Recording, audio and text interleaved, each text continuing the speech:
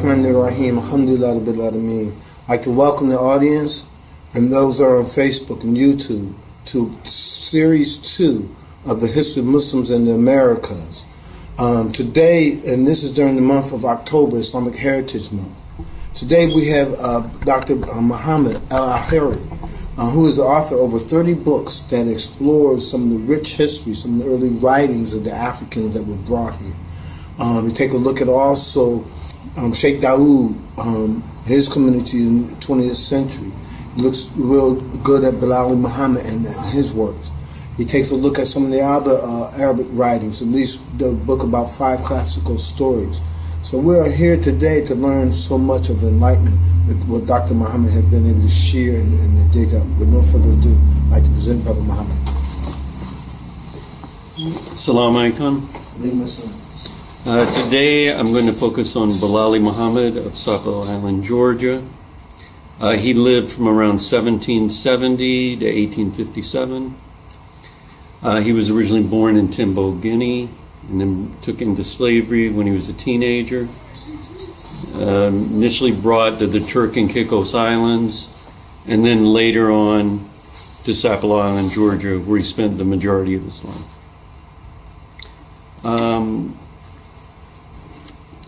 Some easy things you would think would be easy about somebody would be, what's their name? Bilali Muhammad, you have at least a half different ways of spelling his name, ranging from Bilali with a Y ending in a Y, but then you have Ben Ali, then you have Bilali Muhammad, and Ben Ali Muhammad, and all of but his actual name is found in the slave records of Sapelo Island, Georgia, and in the Turk and Caicos Islands. Bilali Muhammad gave names to and traditions to his children. He wrote a manuscript in Arabic, and when he died as a Muslim, even after being away from Africa, away from places where there were majority Muslims for over 70 years. He still died as a Muslim. Bilali Muhammad was born in Timbo, Guinea. Timbo is a part of West Africa where the majority of the people are Fulani and Jahanki, as their ethnic group. People from that area in Africa would have been primarily Sufis and primarily Maliki, but there were some Shafis and there were later on, people that were Hanbali or Wahhabi, but that's been like a 20th century thing. Bilali, when it was brought into slavery when he was about 14 years old, taken to the Nassau, Bahamas, and eventually to the Turk and Caicos. He was brought from the Turk and Caicos to Sapelo Island between 1803 and 1808. And he eventually became the main overseer of the plantation on Sapelo. His wife, Phoebe, came with him, as did his daughters Margaret and Fatima and Bentu. He had 7 daughters and 12 sons, born during slavery. When he started, being under slavery, it was hard to practice Ramadan. It was hard to pray. It was hard to wear your traditional clothing. And on some plantations, they would force people to eat pork. They'd force people to have a non-Muslim name. But he was able to preserve Islam among his family and have a place that was safe enough that on the Sapelo Island plantation eventually had 400 to 500 Muslims on that slaves on that plantation, and of them, at least 100 of them were Muslim. he was actually saved the plantation and the inhabitants of the plantation on two occasions. One of them was during the War of 1812, and one of them was during a hurricane. During the War of 1812, Bilali Muhammed and Salih Bilali on St. Simon's Islands were among the only slaves or free slaves that actually had weapons that were able to fight against the British. And the interesting thing about the British fighting in the War of 1812, the British offered freedom to people who fought on their side. If you go to Trinidad and Tobago, on those islands, the first Muslim society set up on Trinidad and Tobago were descendants of people from the Sea Islands that fought for the British and gained their freedom. Okay, so when Thomas Spalding, who was the person that held Bilali and other people in servitude, when he asked for them to fight and gave them weapons, he didn't have to worry that they were going to turn against him, because Bilali said he will be responsible for anybody that's Muslim on the island. So there must have been enough Muslims that he felt that it would be that he could have them fight, and that he would be responsible for them. The second occasion was in September 14th, 1824. There was a hurricane that flooded the island. Later on in the 1890s, there was another hurricane that flooded the island. So there were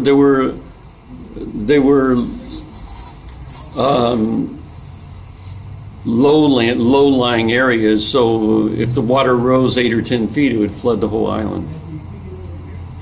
So Bilali was able to save them by moving them into places where they stored cotton and where they stored sugar. And they built those places to store cotton and sugar, and for the main plantation, and out of something called tabby.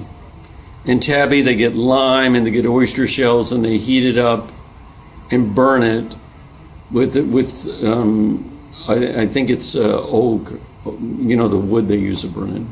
And when they heat it enough, it changes the organic composition of it, so it becomes more like cement. So that is all we really knew about Bilali up until 20th century. But there was one person, Joel Chandler Harris, that took the little bit we knew of him, what I just told you, and he made 4 novels where he was featured as a main character. He had Aaron, so-called son of Ben Ali, Plantation Pageants, Aaron of the Wild Woods. All of them had Bilali Muhammad as a character in them. So if he was brought over to the Americas and over to the Bahamas as a teenager, how much education, how much would he have actually knew about Islam? Well, the one manuscript we have of him that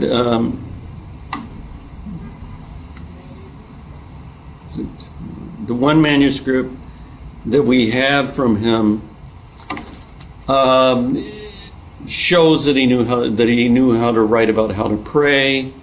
He knew how to write about the positions of prayer, the words you say at different parts during the prayer. The manuscript shows that he knew enough about Islam to discuss what you have to believe as a Muslim. That you have to believe in the Prophet Muhammad alayhi salam. You have to believe in the angels. You have to believe in the bridge that's between the day of judgment and heaven or in hell. That you believe that that you have a book of deeds that's written on the day of judgment and given to you.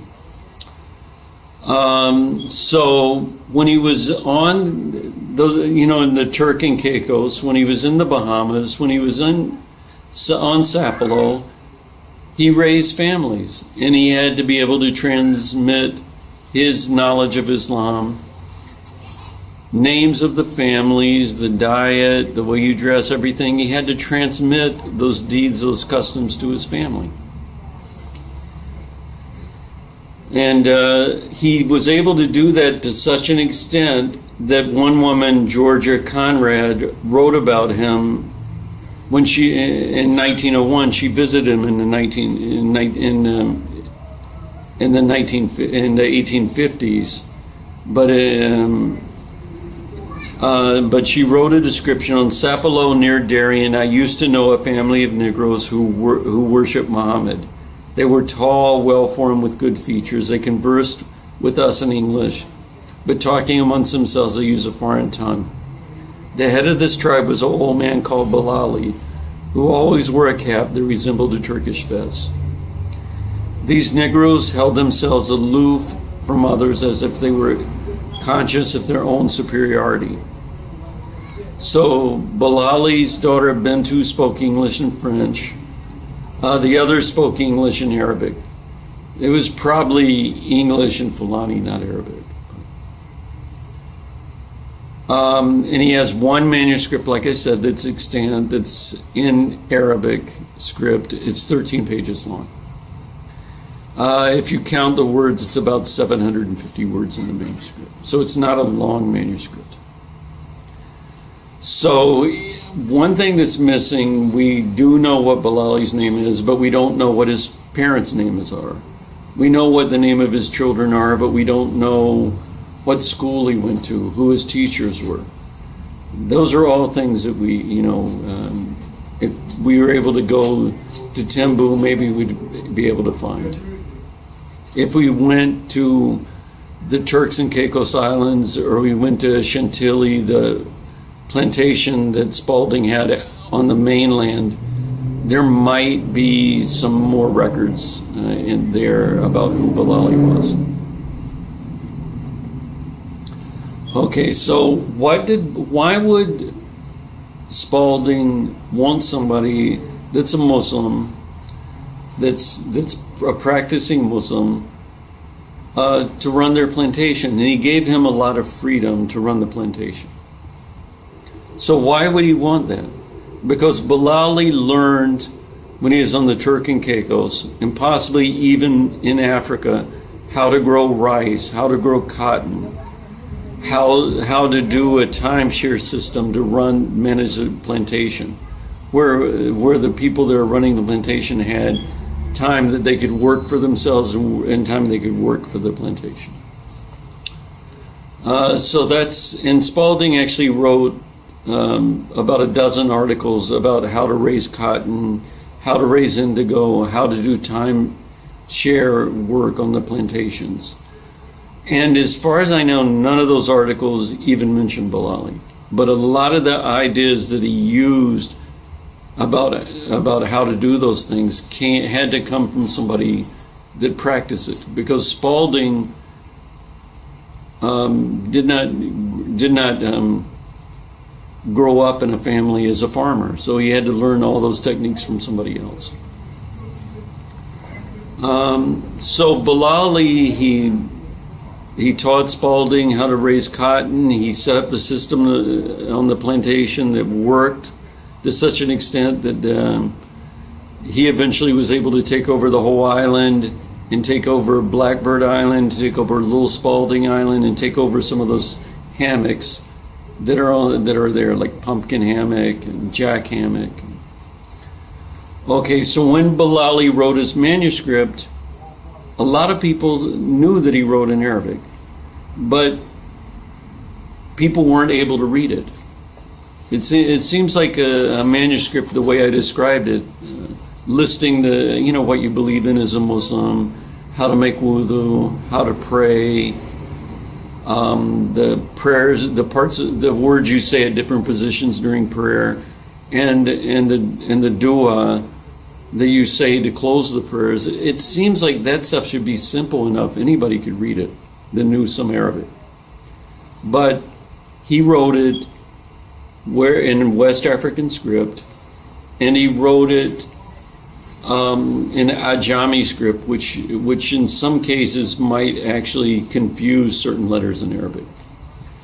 And some of the letters he might confuse are the sin and the sheen in Arabic, the ta and the kaf and the qaf. He might confuse the lam and the wa. That's why they might say, instead of saying salah, they said salah. They changed the sa and the sin. Instead of saying thalatha, they say salatha, for when you're counting. So another problem that made the manuscript hard to read is sometimes the ink would bleed from one side of the page to the other. So you would almost have to hold it up to the light to read it.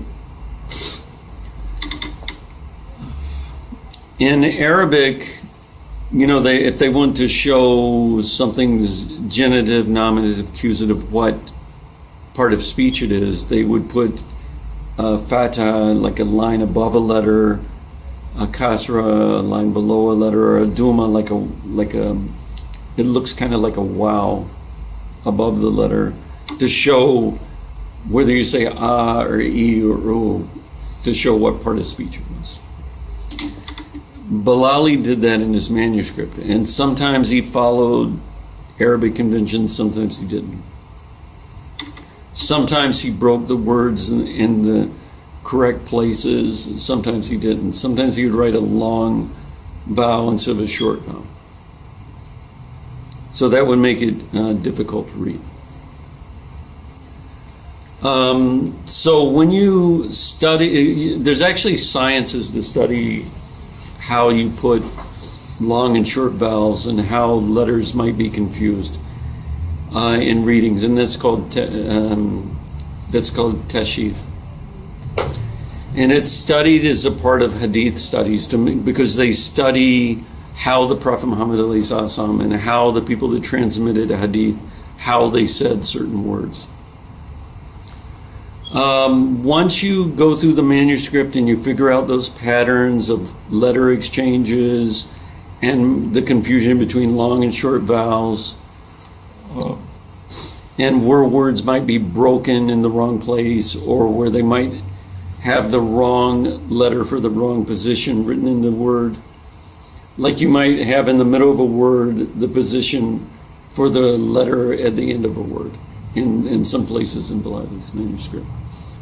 Once you figure out all those, you can read the manuscript. Bilali passed this manuscript before his death. The strange thing about his death, it was either in 57 or 59. There's a book by William Brown Hodgson. It's called About London, who wrote a manuscript in Arabic that was actually English, that was the Gospels, and that started out, in the beginning was the Word, and the Word was with God, and the Word was God, for the first chapter of John. And in that manuscript, he talks about Bilali. He tells that he lived on Sapelo. He was friends with Salih Bilali, and that they supposed he wrote manuscripts in Arabic, and the manuscripts were passed on after he died, and he died in 57, but he might have died in 59 because the manuscript on the cover, it says published 57, but it could be 59. And he gave the manuscripts to Reverend Francis R. Goulding, and his son wrote about Bilali and his father meeting each other on Sapelo, Maine. Sapelo, Maine is, I was asking you about, Crescent, if you knew where that was. That's Sapelo, Maine. So when it went on Sapelo, Maine, Bilali had a cabin there, and he met with Spalding's father. And when he met with him, his father, Why would a minister meet with a slave to try to get him to be a Christian? So that's where the one place that it says Bilali became Christian is in the notice from Spalding's son about him meeting with his father. And almost everything in those notices that it says about Bilali, it's identical to what Joel Chandler Harris said in his books. So it's kind of obvious that either Spalding's son never met Bilali or really didn't know anything about him, or his father really didn't tell him anything about him. So what else do we know about Bilali? We know that he probably lived around the area called Behavior, which was near the Behavior Cemetery. We know that he had a cabin on the mainland that might have been destroyed in the 1898 hurricane that destroyed the school that was on Crescent. That was a boarding school for white boys on the cliff there. That's why it was called Crescent, because it had a crescent shape. So we haven't been able to trace all of Bilali's relatives. We haven't been able to trace where his actual house was, whether he actually had a mosque, if he wrote other manuscripts, or if the pages are missing in his manuscript, where they are located. So now I'm going to actually move on to the manuscript. So this is some depictions of Bilali Muhammad. The one on the left side is from Joel Chandler Harris's book, Aaron, so named son of Ben Ali. And the one on the right side is from Baba Kenya. You know, you've met Baba Kenya. Don't recognize that picture. Yeah. He drew that picture, and he allowed me to use it for his cover. I thought I recognized that. Yeah. And in his hand, he has the long stem cotton that Bilali taught Spalding how to grow. This is Shad Hall, Bilali's great-grandson, and people said that Bilali looked like him. So I would have preferred that Baba Kenya would have used that picture, but he drew a picture.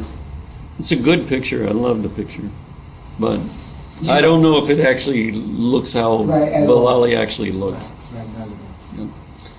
The picture on the right side is from Shell Hammock. It's one of the three praise houses that existed on Sapelo. And if Bilali actually had a place that he prayed in, it would have probably been one of them. There was another one that existed at Hanging Bull, but I think just I didn't go into the woods where it exists because it was off the road, so it's not necessarily safe to be walking through the woods when you have rattlesnakes and stuff. Wild bull. Yeah. I don't think it's called wild bull because he hung a wild bull. No, that's I think it's wild bulls out there. Yeah, I think it's called wild bull because they actually hung slaves that revolted. And they got wild bulls on them. Yeah, they have wild bulls on the island too.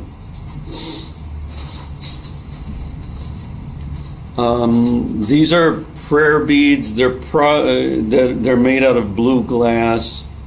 They weren't from Sapelo. I found these online looking around. So, but there were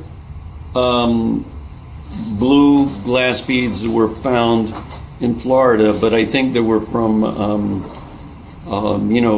prayer beads for Catholics. You know, where they say Hail Mary and all that on. So the picture of this, I'm pretty sure this is a storehouse for tobacco. But this picture was from 1910, and that was if the houses that you have pictures of from Sapelo would have been in good repair, that's probably what they would look like.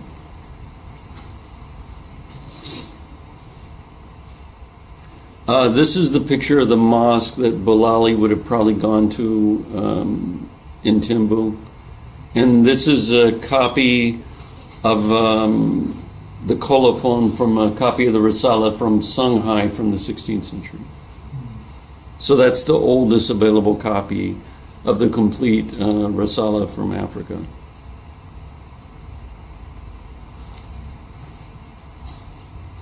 Okay, this is Bilali's manuscript. It's the first page in the inside of the first cover.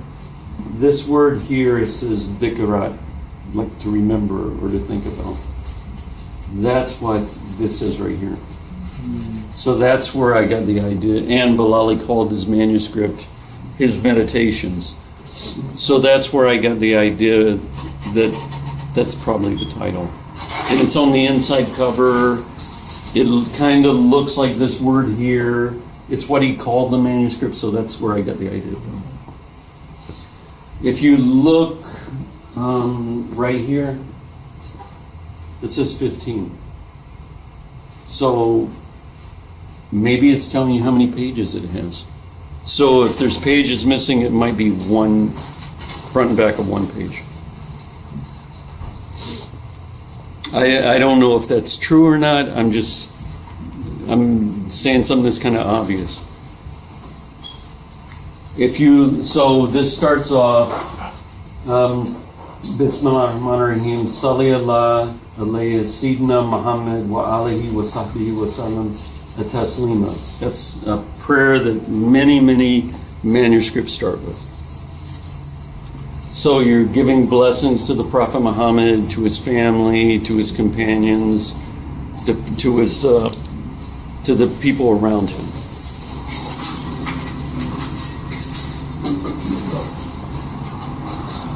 And then it says Kala Sheikh Ofiki Abu Muhammad Abdullah ibn Yusuf bin Ubaid al-Qarawani al-Rahimullah wa'anahu.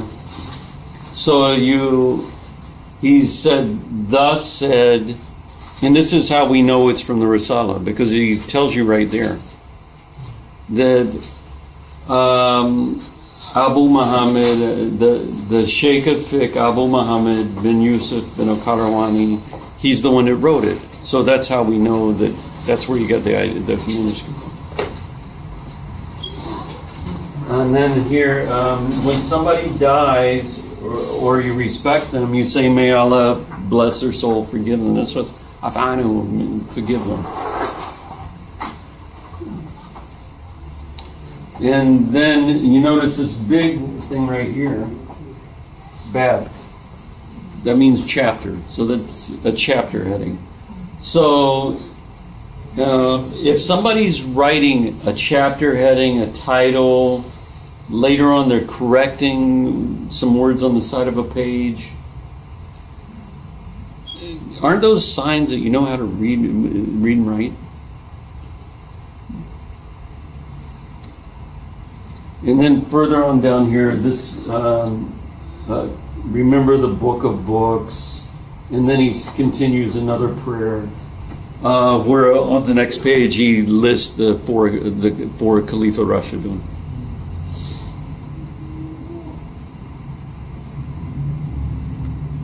Okay, and then this is the Khalifa Rashidun are listed here: Muhammad, Thumma Abu Bakr, Thumma Uthman, and you see crossed out Uthman here because he should have had Umar. Again, he knew what he was writing. And then next he says that if there's any time Muslims are button heads with each other, especially when you're talking about Umar or Uthman or those early people, ignore it. They had their disagreements. We shouldn't talk about their disagreements. We should talk about them being good people, them that we should follow as examples.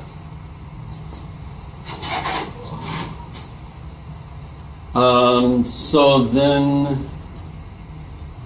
I'm going to go through the whole translation. I think it's going to waste time if I just line by line tell you what it is. This page is probably, and the next couple pages are the ones where almost nobody's translated anything because they're really hard to read. Because you could see there's ink bled here, there's ink bled here. The writing becomes much harder to read.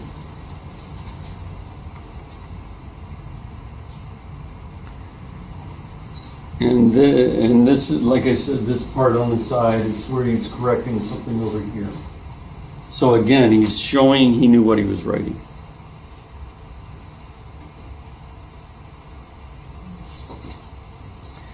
Over here, again, this is Bab, and then this Wudu, here he says Lulu. So that's where he's confusing a lamb with a dog.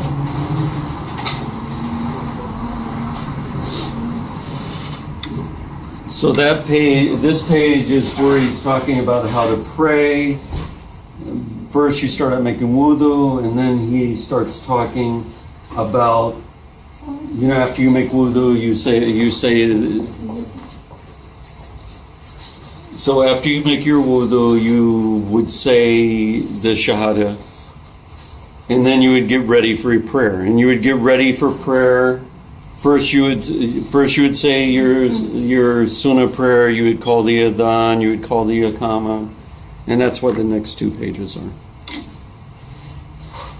And within it, doesn't he make the difference between the distinction between the He makes a adhan distinction between the adhan and the iqama. How many times you say each part.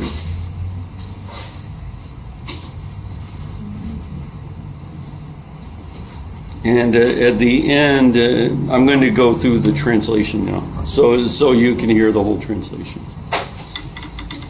So part of the issues with translating the manuscript, like I said, it's hard to read because of ink bleeds. It's non-standard spelling or orthography. That's where you might write a letter that should be in the middle of the word. You write it like it's at the end of a word, so you might be confused with letters. Pages were missing. There's no colophon, so we don't know when it was written. We don't know why it was written. We don't know the name, the actual name of who wrote it, other than somebody else said Bilali Muhammad wrote it. We don't have other manuscripts by Bilali to compare the writing to, so we can see if there's a standard way that he wrote. Also, part of the problem with translating this is that if you look at people that tried to translate it before, they didn't translate the whole manuscript. They mistranslated words. They misunderstand the nature of the manuscript. And they conflated the ideas of literacy and literature that they had in Europe with the ones they had in Africa. So they were mixing apples and oranges. So now I'm going to go over, I'll just read the translation, because I know that nobody's heard the whole translation before. In the name of Allah, the merciful, the most merciful, peace and blessings of Allah be upon our Master Muhammad and his descendants, and those that remember Allah. And that word, when you remember Allah, it's dhikr. So that's later on he talks about the idea of saying Subhanallah, Alhamdulillah, Allahu Akbar. This was said by the Sheikh of Islamic Law, Sheikh al-Fiqh, Abu Muhammad bin Yusuf bin Ubayd al-Qarawani. May the mercy, blessings, and forgiveness of Allah be upon him. And then it says Qadir Allahu Amira or Amira. So that part is hard to read. I am commanded to write a book that gives the obligatory rules at your hand. So Al-Qayrawani, when he wrote the Risala, he wrote it because somebody asked him to write a book that teach the basic rules of how to fast, how to pray, how to believe in God. And he wrote it when he was 17 years old. So Bilali Muhammad, if he was studying this book when he was 14, 15 years old, He's about the same age as that Kairouani was when he wrote it. So what should you know as a Muslim? There's these ideas of what's fard, what's fard kifaya, what's fard for everybody to know, what's fard for the head of a family to know, what's fard for the ruler to know. Like the levels of knowledge that people have to have in Islam are not identical for each person in the community. So these actions are the Sunnah of the Prophet Muhammad. There's what's obligatory, what's Sunnah, what makes you a Muslim. You have to pray, you have to fast. How do you pray? How do you fast? So you have the Sunnah that is obligatory, the Mu'akkada, what is optional, which is nafala, what is commendable, ragiba. So, and then you have the idea that as a Muslim you have a certain behavior that you have to have. And he went over those in the manuscript. So, this is what we told and this is what we described. So he's saying, this is what we wrote down, and this is how we did it, and this is why we did it, and inshallah you will gain some from it. So I think it's interesting that the part of the Risala that Bilali chose to do would have been that paragraph where he was telling why Kairouani wrote the Risala in the first place. And I will take this chapter by chapter so that Allah willing, inshallah, it will be easy to learn. So he has a very systematic way that he laid out the Risala.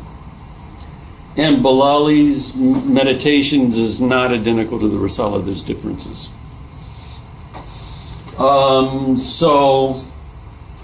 So we seek goodness and assistance for Allah to help us on the straight path. There is no strength but Allah. He is the highest and the most powerful.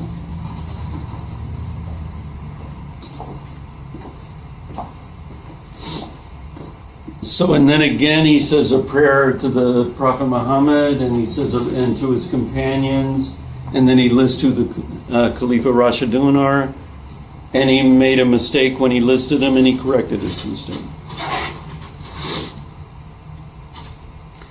Okay, and then that's the part where he tells that you should respect the Sahaba equally. You shouldn't make a big fuss about any disagreements they have.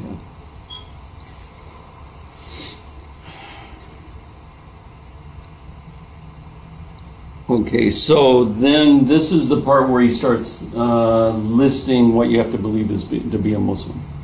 You have to believe in heaven and hell. You have to believe in the bridge that goes over hell. You have to believe in the scales that balance, your good deeds and your bad deeds. You have to believe the angels that write down your good and bad deeds. So he's saying when you die, what's going to last after you? Your good deeds, the prayers people say for you. What if you built a school or a well or you planted a tree, stuff like that last after you. Your money's not going to last after you. What's going to last is your reputation.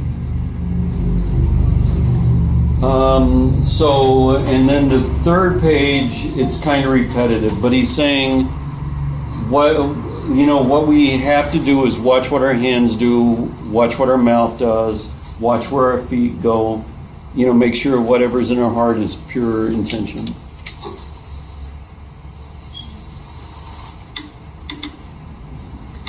Okay, so and then he repeats that again over on the next page. And he reminds us about the book of deeds again. And in the Quran, it tells you how you get your book of deeds. Either you get it in your right hand, your left hand, or behind your back. So if you get it in your right hand, you must have done a lot of good stuff. You're really proud to get it. If you got it in your left hand, maybe you're ashamed. You'd be ashamed to get it. Now, if you're getting it behind your back, that's even worse than getting it in your left hand.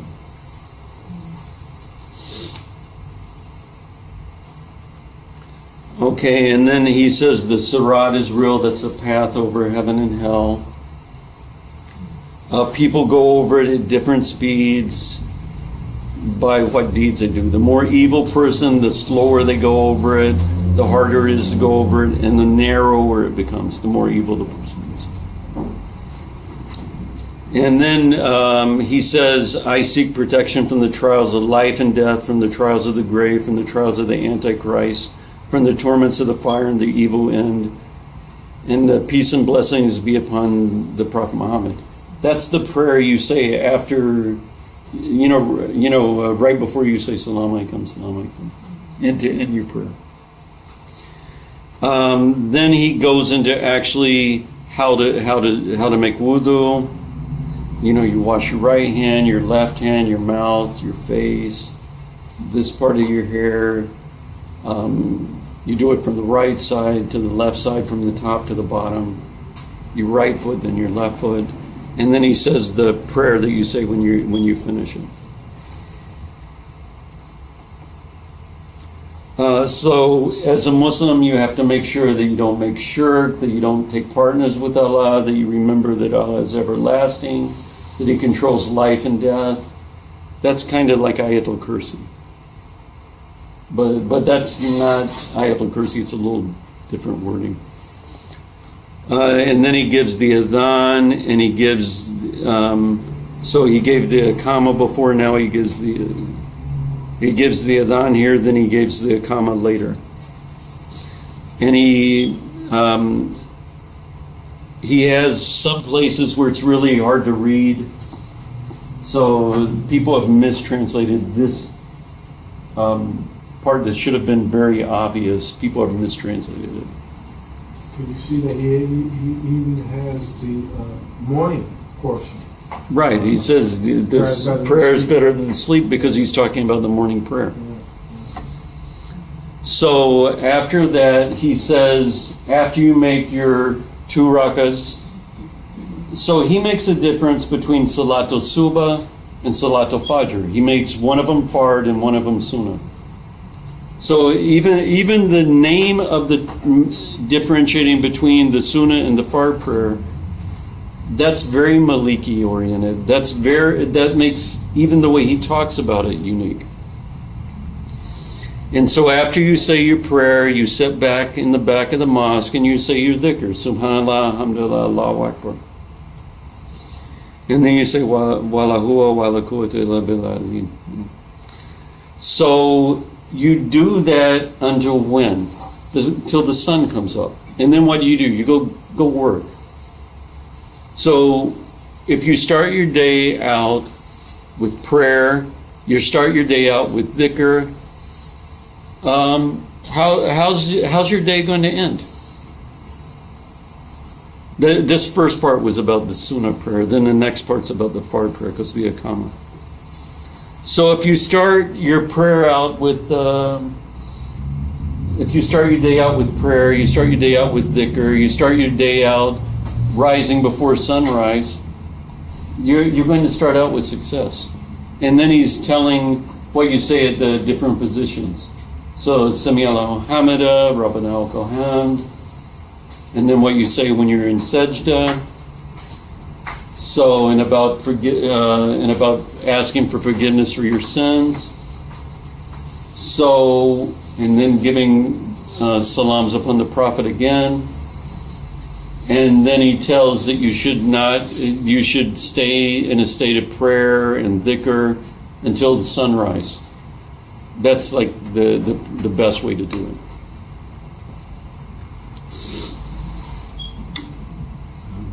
So what do we need to learn that we don't know about Bilali so far? We need to know if missing pages of his manuscript exist. We need to know what his 12 sons' names are. We need to know where he actually prayed on Sapelo, if he did pray on Sapelo. We need to know that if the cabin that he lived in Sapelo, Maine, if it still existed.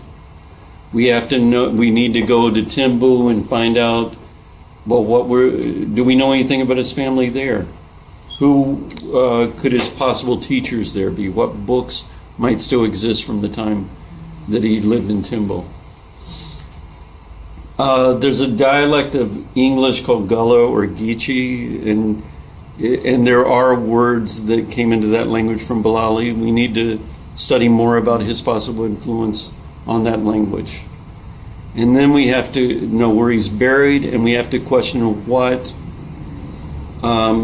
is his actual heritage that could be carried on, and what can we do to preserve it.